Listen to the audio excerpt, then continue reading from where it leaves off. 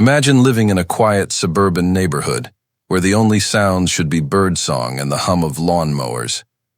But instead, one phone call from a furious HOA board member unleashed flashing lights, uniformed officers, and a confrontation no one in that cul-de-sac would ever forget. The twist? When the officer finally stepped out of his car, his eyes locked onto the very homeowner he was supposed to reprimand, and froze in disbelief. Because the woman he was called to confront wasn't just another neighbor, she was a judge. This is the story of an HOA that thought it could bully one family into submission. But in their arrogance, they forgot one thing. Sometimes the people they target have far more power than they realize. It started small, as these things often do. A letter slipped quietly into the mailbox, written in stiff legal language and stamped with the seal of the Homeowners Association. The violation was laughable. A tiny decorative garden gnome placed near the walkway. Something whimsical, something innocent. Yet the HOA labeled it unsightly and demanded its immediate removal, alongside a fine for non-compliance.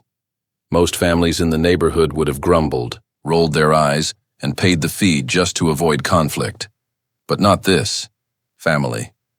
The wife, a respected judge who spent her days on the bench upholding the law, understood the difference between genuine rules and petty abuse of power. To her, the letter was more than a nuisance. It was a test of principle. She tucked the notice away in a drawer and carried on with her life. Weeks passed, and the gnome remained. Her husband mowed the lawn as usual. Children played in the yard, and nothing seemed out of the ordinary. But behind the scenes, resentment was brewing. On the HOA board sat a woman who had earned herself an unflattering nickname among neighbors, Karen.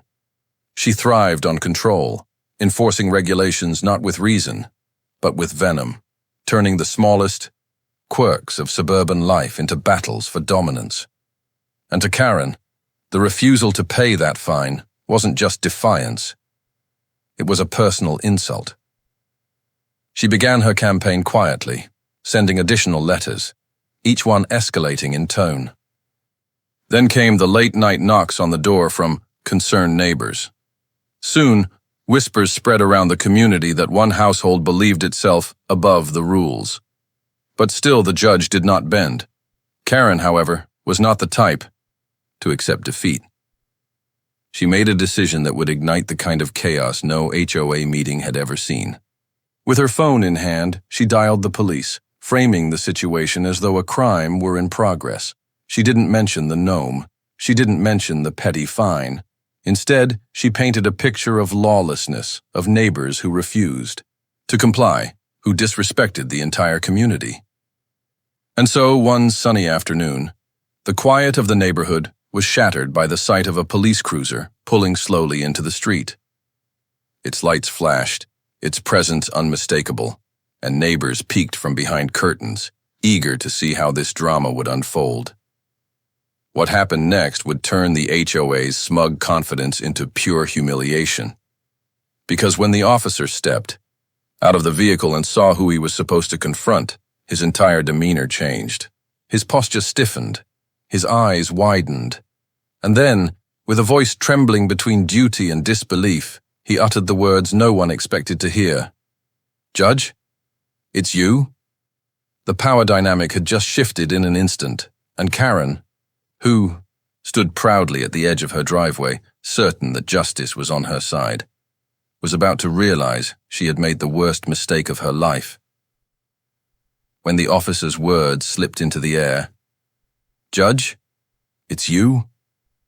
the entire street seemed to freeze. Curtains twitched as more neighbors leaned forward to catch every detail. Karen, standing smugly with arms crossed, expected the judge to be dragged into submission.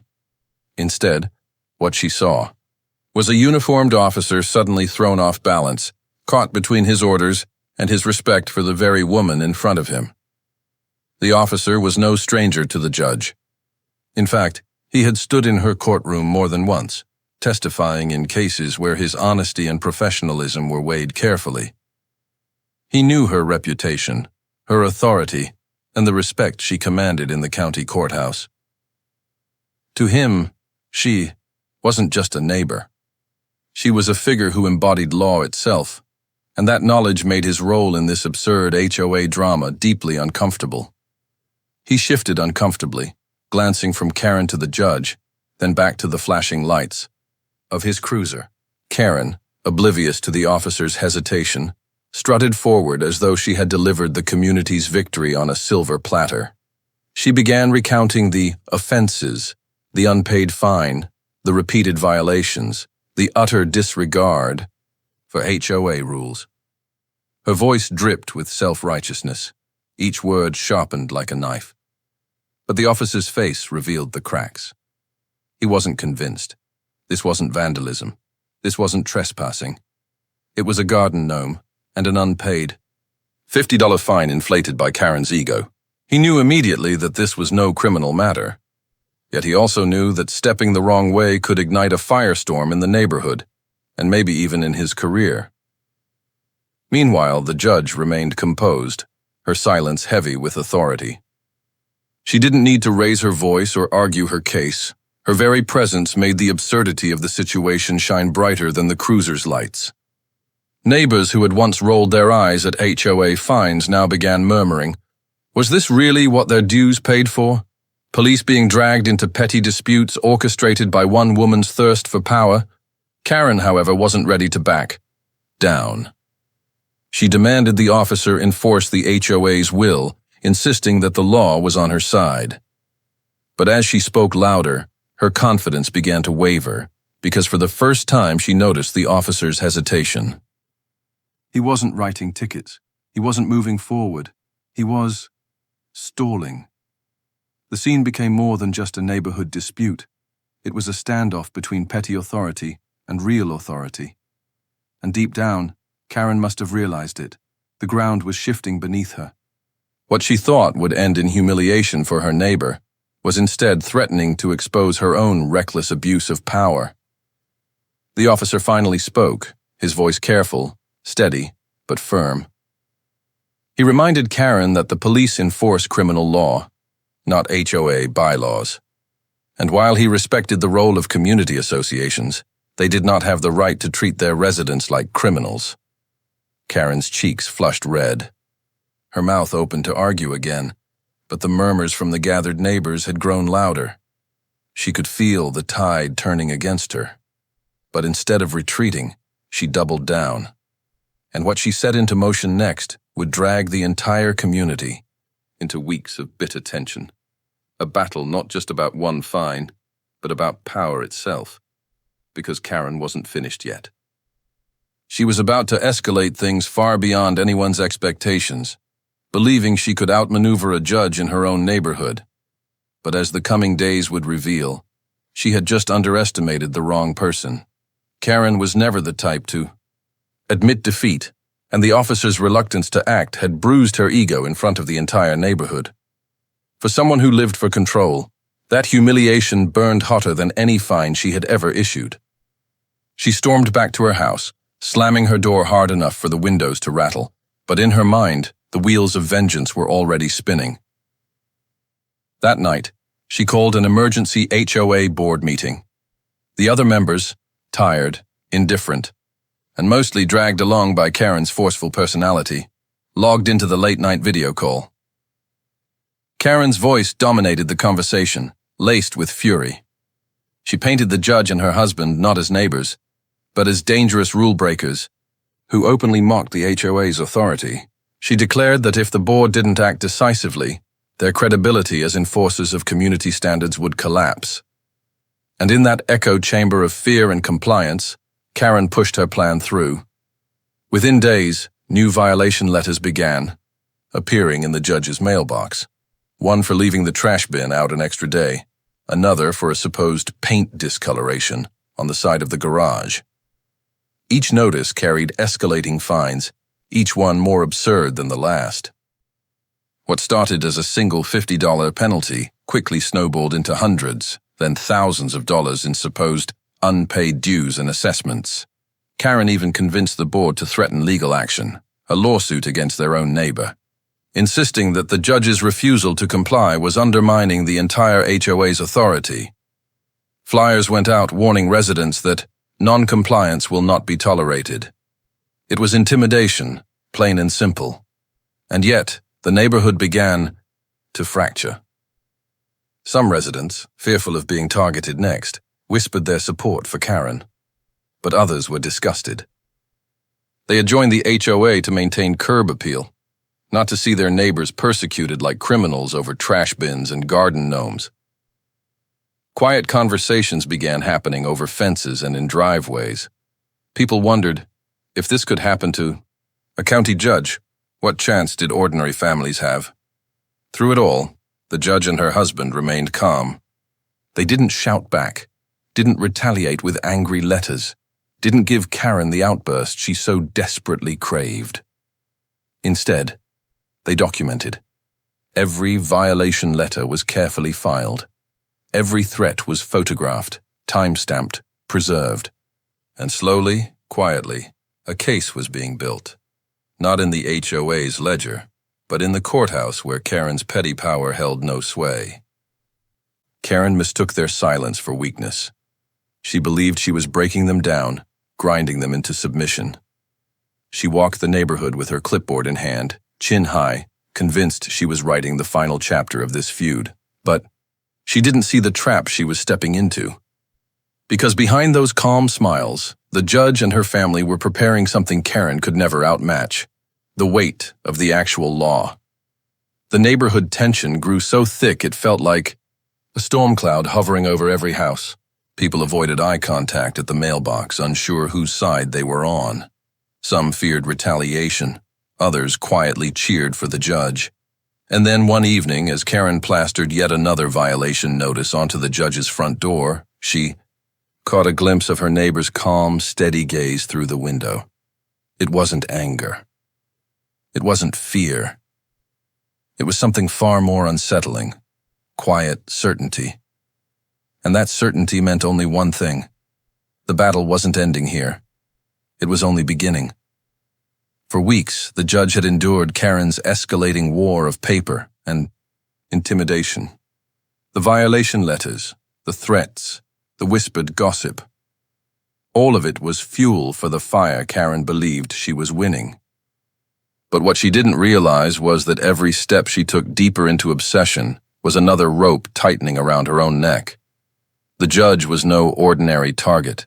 She had spent decades in courtrooms, dissecting manipulative tactics and exposing weak arguments. Where Karen saw a neighbor she could bully into compliance, the judge saw a case study unfolding in real time, one she intended to present to a higher authority. It began quietly, almost invisibly. The judge filed a formal complaint with the State Attorney General's office, alleging abuse of power and financial misconduct within the HOA. Along with the complaint, she attached copies of every letter, every fine, every outrageous threat. The mountain of evidence was staggering. What had seemed like neighborhood drama now looked, on paper, like systematic harassment and extortion. But the judge didn't stop there. She reached out to several neighbors who had suffered their own run-ins with Karen's HOA board. At first they were hesitant, afraid of retaliation. Yet as the judge explained her plan, not retaliation, but accountability, something shifted. Families who had been silent for years finally found their voices. Stories poured in of unfair fines, threats of foreclosure, and selective enforcement. Karen's rulebook was being turned against her, piece by piece. The judge compiled it all into a comprehensive dossier, an airtight case not just against Karen, but against the entire HOA's corrupt leadership structure. With her legal team's guidance, she filed a lawsuit alleging harassment, defamation, and abuse of fiduciary duty. The HOA had crossed a line, and now they were being dragged out into the sunlight. The neighborhood buzzed with tension. Karen strutted about, blissfully unaware of the avalanche barreling toward her. She thought her flyers and fines had cowed the community into obedience, but whispers spread about the lawsuit, about state investigators, about the judges. Quiet confidence. For the first time, the power dynamic began to shift. The day Karen was served legal papers, her face went pale. Neighbors watched from porches as she snatched the envelope from the process server, her eyes scanning the words she couldn't spin or shout away. The look of shock, then panic, was unlike anything anyone had seen from her before. For once, she wasn't in control. Still, Karen refused to back down. At the next HOA meeting, she pounded the table, demanding loyalty from the board. But cracks were forming. Members she had bullied for years sat in uneasy silence. Some avoided her gaze. Others shifted uncomfortably as she ranted. The same fear she had wielded for so long was starting to fade, replaced by doubt, and a dawning realization that siding with Karen might destroy them too. The judge, meanwhile, moved with calm precision. She didn't grandstand. She didn't gloat. Instead, she let the legal process unfold, knowing the truth was stronger than Karen's bluster. The courtroom would become the great equalizer, a place where titles like HOA president meant nothing compared to evidence and the rule of law. But the true turning point came when Karen, desperate to save her crumbling empire, called in the police once again, hoping for backup, for validation, for some show of force to restore her. Dominance. She pointed to the non-compliance, waving her stack of fines. And when the officer stepped out of the patrol car, Karen's triumphant smirk returned, until she caught the shift in his expression. He froze, staring at the homeowner with sudden recognition, because this wasn't just any resident. This was the judge. And in that moment, Karen's arsenal of fines, threats, and false authority crumbled in the face of real power. The kind she could neither intimidate nor control.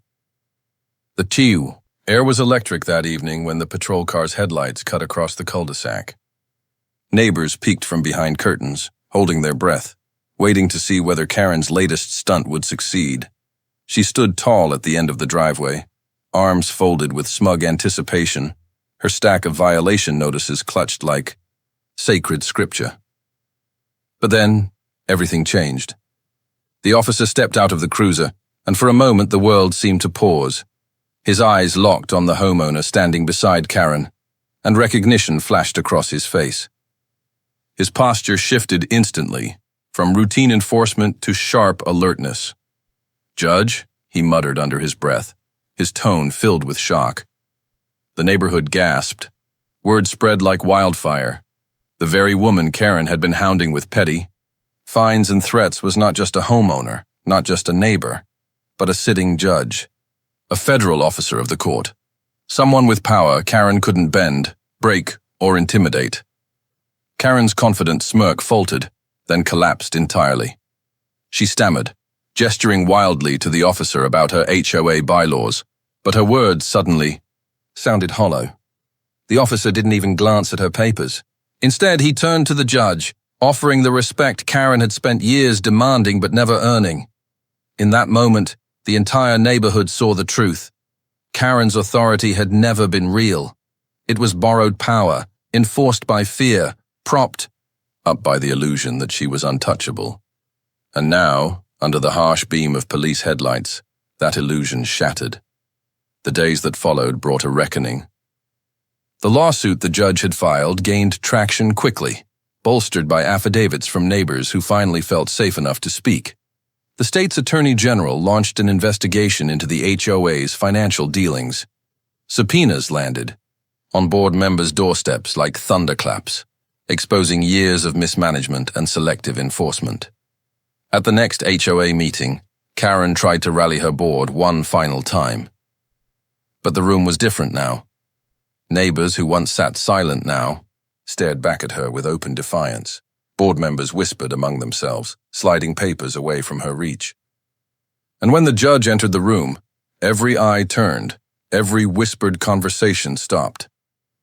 Karen's voice cracked as she tried to shout over the silence. But she wasn't the one in charge anymore. The vote to remove her as HOA president passed in overwhelming numbers. Her gavel, once slammed down with arrogance, was quietly taken from her hands. No one celebrated loudly, The neighborhood wasn't that kind of place, but the sense of relief was palpable. The reign of fear was finally over.